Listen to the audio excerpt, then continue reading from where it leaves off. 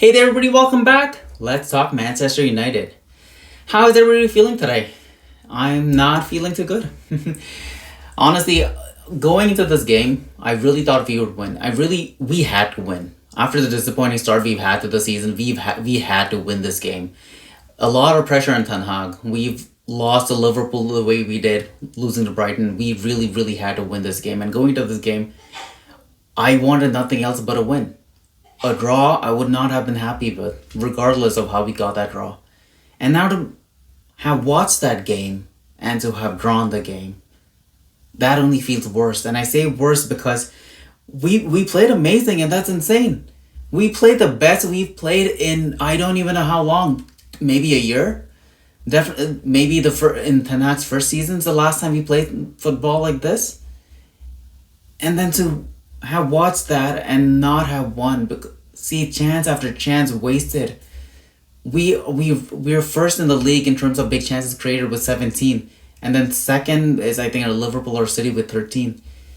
And to have watched that and not have won was so crushing. And that's why even after more than a day, I still feel so annoyed.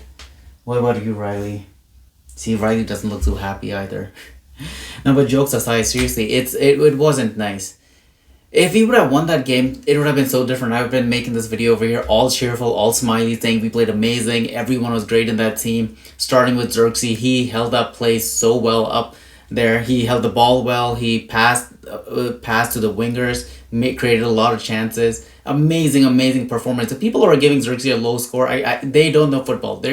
I don't know what they do. They just watch football for the goals that go in, who takes the free kicks, and what they hear online and what the media pushes to them.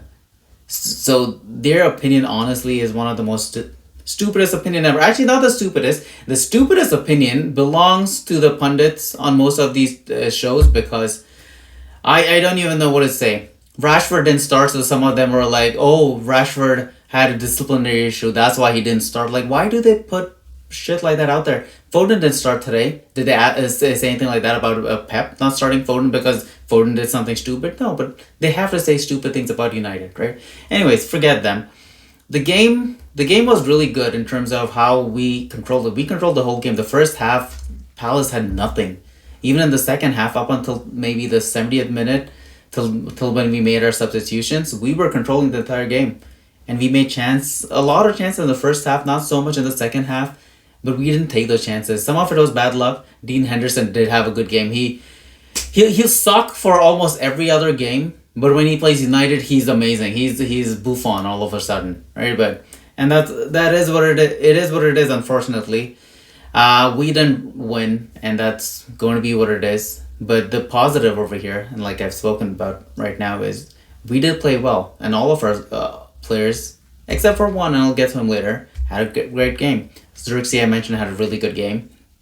Garnacho and Ahmad had decent games. Not as good as the others, who I'm going to mention now. Christian Eriksen, I saw the starting lineup and I said, what's happening? He wanted Ugarte, not starting him. I kind of got it. He probably thought we were going to be attacking for most of the game, which we were. And that's why he started Eriksen, because Eriksen had pretty good last two games as well. And it was a gamble, and the gamble did pay off. It paid off in terms of Eriksen doing his part. Now, in terms of the strikers putting the ball in the net, that didn't happen. But Eriksen had a really good game. And once Eriksen came off, all the creativity just stopped. It also could have been because Palace did like take their attacker off, and it really played a low block and really made midfield really compact. But also once Eriksen came off, like, things changed. Ugarte didn't really have a great game. We love our new signings, but he didn't have a good game. Rashford didn't have a good game. Who else came on? Rasmus didn't have a good game. I thought he would come and score, but nothing happened. The last 20 minutes were a pity. And before I go to the player who did not have a good game, the person who for me was the man of the match was Matthias de Ligt. And he really had a good game. Him and Martinez together, they really shut Palace down completely. The two chances Palace did have were later on in the game, but honestly, we kind of had those covered. One of them we didn't have covered, but a special shout out to Andre Onana, who had a really good game and who made an amazing double save. And really, if it wasn't for him, we probably lose this game. And I don't even know what would have happened to me if that happened. I don't know what would have happened to a lot of you if that would have happened. But yeah, thanks to Onana, he kept a clean sheet and he has kept 3 back-to-back clean sheets. So Onana and the defense, they're amazing. Mazraoui and Delo as well, amazing games. The problem was our front 2. Front 3 you can say, but Xerxes did have a good game. The people who were supposed to score were the wingers and Bruno Fernandes. And that did not happen. Bruno did not have a good game. I don't know why he keeps on trying to make those Hollywood passes with the outside of his foot. Just like pass the freaking ball. I don't know why he does that. He missed a lot of passes. He did not have a good game whatsoever. And to make things more frustrating, Ten Hag, just for some reason, and we know what the reason is, he doesn't want to upset the big players. He does not want to take them off and put Mason Mount on. I don't know why Mason Mount was even on the bench. If he's injured, why be on the bench?